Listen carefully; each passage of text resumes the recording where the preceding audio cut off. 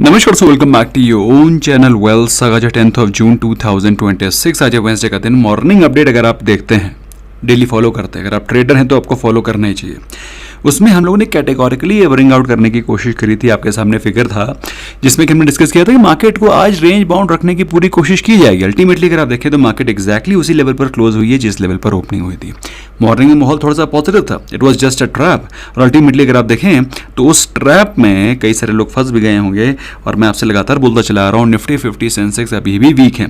जो थोड़ा मोड़ा पॉजिटिविटी है that is only in the case of Nifty bank, जिसके की टारगेट्स आज के दिन ऑलरेडी अचीव हो चुके हैं। निफ्टी बैंक को हम लोग सेपरेटली स्टडी करेंगे। निफ्टी 50 अल्टीमेटली उसी लेवल पर क्लोज हुआ है 23,200 के आसपास जहां पर ओपनिंग हुई थी। आपको देख के ये लगेगा नहीं कि बहुत बड़ी गिरावट हुई है, बहुत बड़ा फॉल हुआ है। निफ्टी 50 मात्र 27 पॉइंट्स नेगेटिव क्लोज हुआ है। देखने में लग रहा होगा कि कोई बहुत बड़ी गिरावट नहीं हुई है, बट अपने हाई से अगर आप देखें तो आज के दिन निफ्टी 50 200 पॉइंट्स गिर चुका है।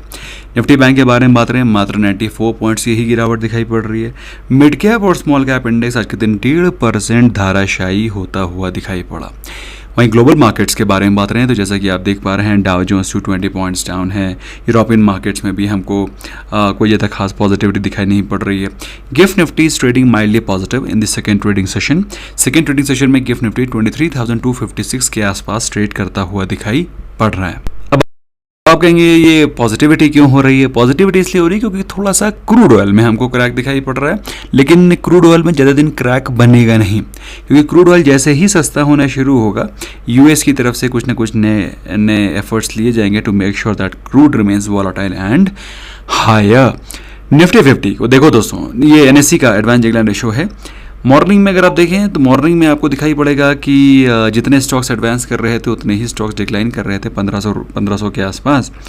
लेकिन अगर आप देखें उसके बाद by the end of the day declining stocks लगातार बढ़ते चले गए, एडवांसिंग स्टॉक्स में लगातार फॉल हमको दिखाई पड़ा। तो by the end of the day 802 stocks were advancing and declining stocks were almost 2200। दोस्तों टॉप गेनर्स के बारे में बात करें निफ्टी 50 के, तो Nestle India was almost 2% up today, हिचुअल was almost close to 2% up. तो अगर आप देखें तो कंजम्पशन रिलेटेड थीम जो कि बेसिकली डिफेंसिव थीम मानी जाती है, वहाँ पर हमको थोड़ी पॉजिटिविटी दिखाई पड़ रही है। बैंकिंग स्टॉक्स में axis bank, Kotak Mahindra bank, ICICI bank. अब दोस्तों आप कहेंगे कि ये तीनों कैसे पॉजिटिव हो रहे हैं, तो इसके बारे में हम लोगों ने निफ्टी वीकली व्यू में ही डिस्कस कर दिया था कि बैंकिंग सेक्टर में आपको पॉजिटिविटी दिखाई पड़ेगी, है ना। और निफ्टी 50 और निफ्टी और सेंसेक्स में नहीं। काफ़ी सारे लोग ये सरप्राइज हो रहे थे कि ऐसा कैसे हो सकता है कि निफ्टी 50 और सेंसेक्स नेगेटिव है और निफ्टी बैंक पॉजिटिव होगा। How can it happen? Now results are there right there in front of you. So that's how you analyse. If you analyse correctly तो फिर चीज़ें वैसी ही होंगी जैसा कि आपने सोच रखा है और जैसा कि आपने एनालाइज कर रखा है। लूजर्स में हिंडाल्को 3.5% डाउन था। कोल इंडिया, इन्फोसिस, ONGC, एटर्नली सारे के सारे टॉप लूजर्स थे। वहीं बात रहे लास्ट एक हफ्ते के बारे में तो जहां पर आउट परफॉर्मेंस दिखाई पड़ रहा है उसमें स्टॉक्स लाइक मैक्स हेल्थ 6.5% ऊपर है, ICICI बैंक 5.5% ऊपर है, axis bank, Apollo hospital, SBI ये वो स्टॉक है जहां पर लास्ट एक हफ्ते में सबसे बेहतरीन आउट परफॉर्मेंस दिखाई पड़ा है। ठीक है, तो इसमें अगर आप देखें तो 3 स्टॉक्स में SBI, एक्सिस बैंक और ICICI बैंक है। ओके वहीं लूजर्स के बारे में बात करें तो स्टॉक लाइक विप्रो 14.5% डाउन है, TCS 12% डाउन है, इन्फोसिस, हिंडाल्को, HCL टेक्नोलॉजी ये वो स्टॉक है जहां पर लास्ट एक हफ्ते में सबसे ज़्यादा अंडर परफॉर्मेंस दिखाई पड़ी है। ठीक है, वहीं बात रहे कहाँ पर एक्यूमुलेशन चल रहा है तो पिछले दिन के कंपैरिजन में जहाँ पर higher accumulation, higher delivery percentage दिखाई पड़ रहा है उसमें stock like Sun Pharma, Apollo hospital, UltraTech cement, SBI life, M&M ये वो स्टॉक है जहाँ पिछले दिन के कंपैरिजन में higher accumulation, higher delivery percentage दिखाई पड़ रहा है। अच्छा, अगर हम लोग मिड कैप और स्मॉल कैप के बारे में बात करें तो car trade was 12% up today, Chambal fertiliser was 5% up, Afcons infra 4.5% up, Concord bio, ABSL, AMC 4.5% up थे। लूजर्स में ऑल इंडिया लिमिटेड 10.5% डाउन है, जो कि क्रूड की थीम का स्टॉक है। जैन रिसाइकलिंग की तो बुरी हालत है, हम लोग देख ही रहे हैं। IFCI 6.5-7% डाउन था, मनापुरम फाइनेंस, जिंदल 100 ये वो स्टॉक है जहाँ पर लास्ट एक हफ्ते में सबसे ज़्यादा गिरावट दिखाई पड़ी है। वहीं लास्ट एक हफ्ते के बारे में बात करें तो कार ट्रेड 36% ऊपर है लास्ट एक हफ्ते में, ओला इलेक्ट्रिक 19%, सेम्प्रो, कैपलिन पॉइंट, HSCL ये सारे के सारे आउट परफॉर्मर्स हैं। अंडर परफॉर्मर्स में विप्रो है 15% डाउन है, नैल्को 13.5% डाउन है, Hindustan zinc, Hindustan technologies, TCS ये सारे के सारे लास्ट एक हफ्ते के सबसे ज़्यादा गिरने वाले स्टॉक्स की लिस्ट में शुमार होने वाले स्टॉक्स हैं। अब दोस्तों मैं यहाँ पर निफ्टी 50 में आपको फिर से फ्रेश व्यू दे देता हूँ, because at the cost of repetition I will prefer to give my fresh view here. और वैसे इसमें कोई बहुत बड़ी रॉकेट साइंस नहीं है, मैं इसको बार बार टाइम एंड अगेन आपको रीट्रेट ही करता आ रहा हूँ। जैसे कि मैंने निफ्टी वीकली व्यू में आपको अपनी एनालिसिस बताई थी और मैं उसमें बिल्कुल अडिग हूँ और मेरा व्यू बिल्कुल भी चेंज नहीं हुआ है। मैंने इसको लेकर के जो चीज़ें बोली थी मैं उसको लेकर के बिल्कुल स्पेसिफिक हूँ कि निफ्टी 50 में जो लेवल आपको एक्सपेक्ट करना चाहिए वो है 23,000 का। 23,000 के लेवल पर आपको एक बाउंस बैक की एक्सपेक्टेशन रखनी चाहिए। हालांकि 23,000 अभी आया नहीं है, ठीक है। 23,000 के लेवल पर आपको बाउंस बैक की एक्सपेक्टेशन रखनी चाहिए, क्योंकि पहले इसी ट्रेंड लाइन पर बाउंस बैक 2 बार आया, 1 2, है ना। लेकिन अगर आप सोच रहे हैं कि बाउंस बैक आकर के रिवर्सल हो जाएगा, यू आर हाईली मिस्टेकन, क्योंकि ट्रेंड अभी भी बहुत नेगेटिव है, बहुत रॉन्ग है, बहुत वीक है। और इनफैक्ट अगर आप देखें तो ट्रेंड को रिवर्स करने के लिए सबसे पहला जो लेवल है टूटना चाहिए वो है 24,000 का लेवल। अगर ये 24,000 का लेवल टूटता नहीं है तो मार्केट में वीकनेस कंटिन्यू रहेगी। और इस बात को लेकर के मेरा व्यू, मेरा एनालिसिस बिल्कुल क्लियर है। Now the same is the case with Sensex also. Sensex के चार्ट को अगर आप स्टडी करें, सेम इसी प्रकार की ट्रेंड लाइन उठाएं, इसको मार्क करें और सेंसेक्स में अगर आप देखें तो सेम वही व्यू निकल करके आएगा, there will be no change at all. तो बेसिकली सेंसेक्स में हमको जो लेवल्स एक्सपेक्ट करने चाहिए वो है 72,000 के लेवल्स। और अगर बाई चांस कोई छुटपुट अपसाइड होती है तो ये अभी समझ लीजिए ये पुल बैक है, वहाँ से मार्केट को गिराने की ही कोशिश की जाएगी। फिलहाल there is no strength at all. Now coming on to Nifty bank. Nifty bank को लेकर के हमारा व्यू बिल्कुल क्लियर था कि इसमें पॉजिटिविटी होगी और इसमें पॉजिटिविटी हुई, जबकि मार्केट पूरे वीक निफ्टी बैंक पूरे वीक वॉलेटाइल रहा है, वीक रहा है। बट निफ्टी बैंक ने आपको पॉजिटिविटी शो करी और जो पहला टारगेट था हमारा 55,500 का वो अचीव हो गया है आज के दिन। We discussed about it yesterday also, है कि नहीं। इसके अलावा जो सेकंड टारगेट है वो है 56,000 के लेवल्स के आसपास, 56,500 टू बी स्पेसिफिक, है ना। 56,500 देयर आफ्टर 57,500, ठीक है। तो ये 3 लेवल्स हमने डिस्कस किए हैं, 1 2 एंड 3। तो मेरे हिसाब से निफ्टी बैंक का जो पहला टारगेट है वो अचीव हो चुका है। अगर निफ्टी बैंक ने ट्रेंड को रिवर्स करना है तो ये 55,500 के ऊपर सस्टेन करना पड़ेगा। बट अगर ऐसा नहीं कर पाता है निफ्टी बैंक तो इसके भी हालात निफ्टी 50 की तरह ही वीक हो जाएंगे, क्योंकि मेरे जो टारगेट्स थे निफ्टी 50 निफ्टी बैंक को लेकर के वो सारे के सारे अचीव होते हुए दिखाई पड़ रहे हैं। ऑलरेडी निफ्टी बैंक के तो टारगेट अचीव ही हो गए हैं। वहीं गोल्ड फ्यूचर्स के बारे में, अच्छा निफ्टी 50 के 23,000 के लेवल आने हैं, जो कि मेरे हिसाब से हो सकता है कल ही आ जाए।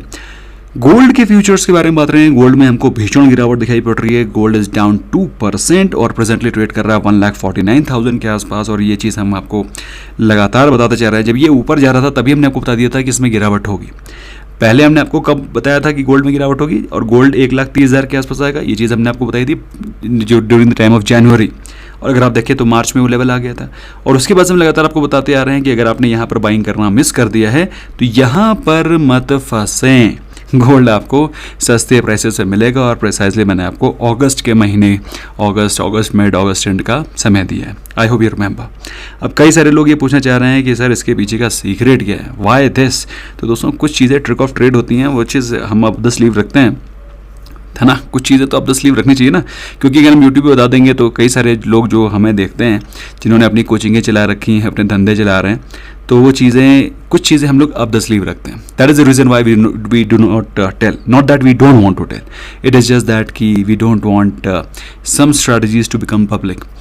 नॉटविथस्टैंडिंग सिल्वर के बारे में बात करें तो सिल्वर में भी हमने अपना व्यू सेम दे रखा है। जैसे कि सिल्वर आपको 2 लाख के लेवल्स पर मिला था, जिस समय गोल्ड ने 1,30,000 के लेवल लगाए थे। सिल्वर आपको एटलीस्ट इस लेवल पर मिलेगा, रादर इससे भी नीचे। तो प्रेजेंटली अगर आप देखें सिल्वर 3 लाख रुपए के आसपास जा रहा था, लोग बहुत बुलिश हो रहे थे, लोगों को लग रहा था कि सिल्वर तो अब ऊपर ही जाएगा, फटेगा। बट अल्टीमेटली क्या हुआ, अल्टीमेटली सिल्वर 3 लाख के लेवल से गिर करके कहाँ आ गया है, 2,35,000। ये रिमेंबर, आपको आई होप ये चीज़ें याद होंगी, स्पेशली जो लोग हमें फॉलो कर रहे हैं। तो जिन लोगों को बाइंग करनी है मेरे हिसाब से एटलीस्ट आप 2 लाख 2,20,000 के पहले तो किसी कीमत पर हड़बड़ाएं नहीं, फोमो में मत आएँ। अगर हड़बड़ाएंगे, फोमो में आ जाएंगे तो फिर आप नुकसान कर बैठेंगे। देखो 3 लाख रुपए का माल अभी आपको 2,35 से मिल रहा है, फ़ायदे में है कि नहीं है कि नहीं है। तो हम ही ने आपको फ़ायदा कराया कि नहीं कराया। तो फ़ायदा कराया तो दोस्तों सब्सक्राइब करो, फ्रेंड्स के साथ भी शेयर किया करो। गुरु दक्षिणा तो आप लोग वैसे भी देते नहीं हो, तो गुरु दक्षिणा नहीं देते, कम से कम सब्सक्राइब लाइक तो कर दिया करो। वैसे हम लोग लाइक के लिए भी नहीं बोलते हैं कि आपकी मर्जी, आप लाइक करें या फिर उसको भी आप अवॉइड कर सकते हैं। इसके अलावा दोस्तों बात करें FI DI डेटा के बारे में, आज के दिन FIs ने क्या करा है। सो आज है 10th ऑफ जून का जो कंसोलिडेटेड डेटा है NSE BSE और MSCI का, उसको अगर हम लोग देखें तो FIIs के द्वारा सेलिंग हुई है 2124 करोड़ की और DIs की तरफ से बाइंग है 3124 करोड़ की। तो आज के दिन भी DIs ने बाइंग ज़्यादा करी है compare to FII selling. However this buying is still not giving support to the market. अब दोस्तों अगर गोल्ड की वैल्यू गिरेगी, गोल्ड के प्राइसेस गिरेंगे, तो फिर जिन स्टॉक्स में हमको नेगेटिविटी दिखाई पड़ेगी उसमें स्टॉक्स लाइक मनापुरम फाइनेंस जो कि आज के दिन टूटते हुए दिखाई पड़ रहे थे। ठीक है, तो आपको सरप्राइज नहीं होना है कि टूट रहे हैं। अगर गोल्ड टूटेगा तो फिर इनके एसेट्स जो कि इन्होंने लोन के फॉर्म में रख रखे हैं, भाई एसेट से अब आपका क्वेश्चन ये हो सकता है, बड़ा लॉजिकल क्वेश्चन, कि इनके एसेट के गिरने से इनके प्राइस क्यों गिर रहे हैं। उसका रीज़न मैं आपको बताता हूँ। जब गोल्ड, मान लो एग्जाम्पल के तौर पे, जब गोल्ड 1,70,000 के आसपास था, तब इन्होंने जो लोन दिया है, जब इन्होंने लोन दिया है तो इन्होंने किस हिसाब से लोन दिया है। जनरली ये 70-75% की वैल्यू पे लोन दे देते हैं। तो अगर किसी ने 1,70,000 की वैल्यू का गोल्ड इनको दिया है तो ये 70% उसको लोन देते हैं। बात समझ में आ रही कि नहीं आ रही है? मेरी बात समझ में आ रही कि नहीं आ रही?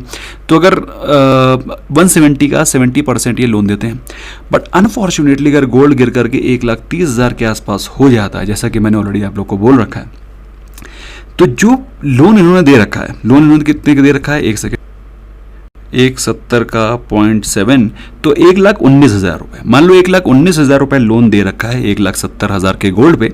अगर गोल्ड की वैल्यू पहुंच गई 1,30,000 रुपये, है कि नहीं, तो उस 1,30,000 के गोल्ड पे इन्होंने 1,19,000 रुपये गोल्ड दे रखा है, का लोन दे रखा है। अभी तक तो ये ठीक है, मामला फिर भी ठीक है। अनफॉर्चुनेटली अगर गोल्ड का प्राइस 1,20,000 या फिर 1,10,000 हो जाता है, तो इसका मतलब क्या हुआ, जिस आदमी ने गोल्ड लोन ले रखा है 1,19,000 रुपये, 1,19,000 रुपये, अब उसके गोल्ड की वैल्यू हो गई 1,10,000 रुपये, तो आपको क्या लगता है वो क्या पैसा वापस करने आएगा? वो पैसा वापस करने नहीं आएगा। क्या कर, रख लो गोल्ड अपने पास। बात समझ में आ गई कि नहीं आ गई? इसीलिए जब कभी भी गोल्ड के प्राइसेस गिरते हैं तो ये कंपनीज में NPAs बढ़ने के चांसेस ज़्यादा हाई हो जाते हैं, and that is the reason why these stocks fall more. कहानी समझ में आ गई, कॉन्सेप्ट समझ में आ गया। तो मनापुरम फाइनेंस में अब चूंकि मेरा व्यू गोल्ड और सिल्वर को लेकर के नेगेटिव है, तो मेरा व्यू मनापुरम को लेकर के पॉजिटिव कैसे हो सकता है, ये भी चीज़ आपको समझ में आ गई होगी। Same goes with Muthoot finance as well. तो नाउ अगर गोल्ड और सिल्वर को लेकर के मेरा व्यू नेगेटिव है अगस्त तक, अगर आपने दोस्तों मार्च के समय से, जब से हम बोल रहे हैं कि गोल्ड और गिरेगा सिल्वर गिरेगा अगस्त तक, तब से अगर आपने शॉर्ट किया हुआ था, या फिर 3600 रुपये के शेयर अभी 2900 के आसपास आ गए, और मेरा ऐसा मानना है इनमें और भी गिरावट हो सकती है। ये भागे क्यों हैं? ये भागे इसलिए हैं क्योंकि गोल्ड जो कि 60 हज़ार रुपये की चीज़ है, वो 1,60,000 रुपये के आसपास पहुंच गई थी, तो ये भी भाग गए। रीज़न मैंने आपको समझा दिया इतनी तसल्ली से, और क्यों इसके प्राइसेस गिरते हैं जब गोल्ड के प्राइसेस गिरते हैं, ये भी मैंने आपको तसल्ली से समझा दिया है। अच्छा, आज के दिन दोस्तों जिन स्टॉक्स में पॉजिटिविटी दिखाई पड़ रही थी, इनफैक्ट किसी मेंबर ने मुझसे पूछा था कि नेस्ले में आपका क्या व्यू है, तो मैंने उसको बोल दिया था कि व्यू मेरा पॉजिटिव ही है, और उसके पीछे का रीज़न ये है क्योंकि जितने भी डिफेंसिव स्टॉक्स हैं, डिफेंसिव स्टॉक्स में बाइंग होना बनता है। उसके पीछे का रीज़न ये है क्योंकि जितने भी FMCG स्टॉक है बहुत समय से कंसोलिडेट कर रहे हैं। अगर आप देखें नेस्ले, आपको लग रहा होगा नेस्ले तो लाइफ टाइम हाइज के आसपास है, तो दोस्तों आपको जानकर के हैरानी होगी कि 2023 में भी नेस्ले 1,400 रुपये के आसपास चल रहा था। आप समझ पा रहे हैं, मतलब उसमें 2,800 रुपये के आसपास था, 1:1 का बोनस स्प्लिट जो उसको सब फैक्टर इन करने के बाद। तो बेसिकली अभी आपको जिस प्राइस पे मिल रहा है, ये आपको 3 साल पहले के प्राइस पे नेस्ले मिल रहा है। और ऐसा तो है नहीं खपत कम हो गई है, खपत तो उतनी बरकरार है।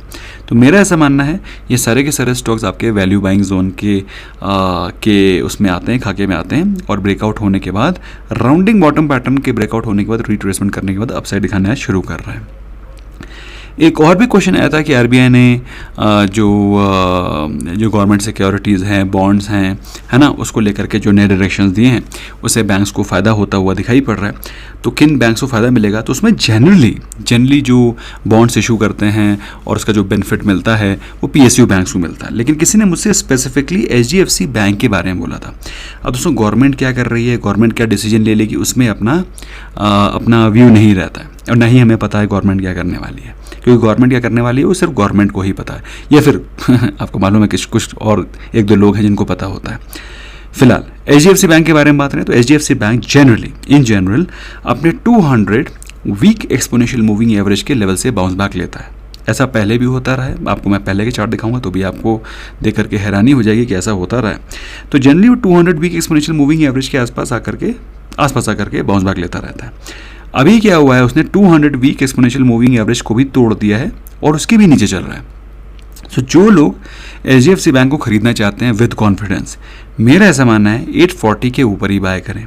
ठीक है, पहली चीज़ तो ये क्लियर होगी। अगर आप छुटपुट बाइंग करना चाहते हैं, छोटा मोटा ट्रेड लेना चाहते हैं 760, 780, 800 के टारगेट के लिए बिल्कुल बनता है, छोटे मोटे ट्रेड ले सकते हैं। लेकिन अगर आप लंबा ट्रेड लेने के मूड में हैं, इन्वेस्टमेंट करना चाहते हैं, बल्क इन्वेस्टमेंट करना चाहते हैं, तो मेरे हिसाब से भी माहौल कॉन्ड्यूसिव नहीं है। एट लीस्ट आप इसको काम करें, तसल्ली से इसको ऐसे ट्रेंड लाइन ड्रॉ कर लीजिएगा, है ना, इसको ऐसे करके इसके हाइज और इसके हाइज को ज्वाइन कर लीजिएगा। एटलीस्ट इसके ब्रेकआउट के बाद ही इन्वेस्टमेंट करें, जो कि अगर आप देखें तो ऑन वन डे चार्ट आपको 780 का लेवल दिखाई पड़ रहा है। ठीक है, अगर आप सेफ रहना चाहते हैं तो 840 का लेवल पकड़ लीजिए, अगर आप बहुत एग्रेसिव होना चाहते हैं तो 800 का टारगेट 800 के ऊपर पकड़ लीजिए। जब ये इसको क्रॉस करता है तो ही इन्वेस्टमेंट करें, अदरवाइज मेरे हिसाब से थोड़ा सा अभी माहौल मार्केट में वीक ही है। ठीक है दोस्तों, आज मैं वो क्वेश्चंस आंसर कर रहा हूँ जो कि मुझसे पूछते हैं आप लोग कमेंट सेक्शन में। तो जब कभी भी आप कमेंट सेक्शन में क्वेश्चन पूछते हैं, हो सकता है मैं उसको सेम डे रिप्लाई ना कर पाऊँ, बट मैं आपके क्वेश्चंस को पढ़ता ज़रूर हूँ। इसके अलावा दोस्तों गवर्नमेंट ने दैट इज़ कैबिनेट ने 2169 करोड़ का अहमदाबाद का मेट्रो प्रोजेक्ट अप्रूव कर दिया है। अब दोस्तों मेट्रो में अगर अप्रूव होगा तो 2 ही 3 कंपनीज़ हैं। एक तो हो गई JWL, जिसको भी बेनिफिट मिल सकता है, जुपिटर वैगन लिमिटेड। बट अगर आप इसके चार्ट को देखें तो खस्ता हाल चार्ट दिखाई पड़ रहे हैं, स्ट्रेंथ बिल्कुल नहीं है, पैसा फंसाने का कोई मतलब नहीं है, लोअर हाइज लोअर लोज बने पड़े हैं, अवॉइड ही करिए। दूसरा स्टॉक जिसको भी आप स्टडी कर सकते हैं वो है टीटागढ़ को भी, क्योंकि ये सेमी बिजनेस में है। अगर आप मेट्रो प्रोजेक्ट होगा तो फिर आपको ट्रेन वेन की रिक्वायरमेंट होगी, बोगीज़ की रिक्वायरमेंट होगी। ये चार्ट थोड़ा सा ठीक लग रहा है as compare to JWL। But अगर आप देखें इसमें बाइंग वगैरह तभी इनिशिएट करनी जब स्टॉक एटलीस्ट 900 के लेवल्स को ब्रीच करे। अगर 900 के लेवल्स को ब्रीच करता है तो फिर ये इन्वर्टेड हेड एंड शोल्डर का ब्रेकआउट हो जाएगा, तो फिर तो उसमें 1000, 1200-1500 तक के लेवल्स दिखाई पड़ सकते हैं। बट अगर ये 900 के लेवल्स को तोड़ता नहीं और आप इसमें एंटर करते हैं तो उसमें स्टॉप लॉस के साथ ही एंटर करें, मामला रिस्की हो सकता है। ठीक है, क्योंकि माहौल वीक है। इसके अलावा आप एक और स्टॉक है जिसको कि आप स्टडी कर सकते हैं, जिसमें कि टेक्सटाइल को लेकर के गवर्नमेंट ने बोला है कि 12,822 करोड़ का PLI 3 लॉन्च कर रहा है गवर्नमेंट, और इससे गवर्नमेंट एक्सपेक्ट कर रहा है कि ऑलमोस्ट 59,000 करोड़ का टेक्सटाइल PLI के चलते टर्नओवर बढ़ सकता है। बट ठीक है, PLI आता रहेगा, चीज़ें इंप्रूव होती रहेंगी। अगर आपको टेक्सटाइल वाले स्टॉक्स को स्टडी करना है तो वेलस्पन लिविंग को आप स्टडी कर लो, बट इसकी भी हालत गंभीर ही लग रही है। गंभीर क्या है, मतलब एक रेंज में फंसा हुआ है। यहाँ पर इसकी बाइंग आती है जो कि 110 का लेवल, यहाँ पर इसकी सेलिंग आती है। बहुत ही सुंदर सा स्विंग ट्रेडिंग स्टॉक है। 110 के आसपास उठाओ, 150 पे बेच दो, 100 के आसपास 110 के आसपास बाय करो, 150 के आसपास बेच दो, है ना। बहुत सुंदर स्विंग ट्रेडिंग स्टॉक है। तो ये इस चैनल में ट्रेड कर रहा है। ब्रेकआउट तभी होगा जब 150 के लेवल्स ब्रीच होंगे, अदरवाइज ये इसी चैनल में फंसा रहेगा। दोस्तों आई होप आपको ये वीडियो पसंद आया होगा। इसमें मैंने काफ़ी सारी चीज़ें इन्फॉर्मेशन प्लस चार्ट्स के साथ आपको समझाने की कोशिश करी है। वीडियो पसंद आया, do not forget to smash the like button. हमसे जुड़ना चाहते हैं सीखना चाहते हैं, लिंक डिस्क्रिप्शन में है। You can open free of cost demat account and you can be part of our family for lifetime, and that too absolutely free of cost. See you there, bye bye for now. या फिर WhatsApp पे contact कर सकते हो 9707531979। Bye bye.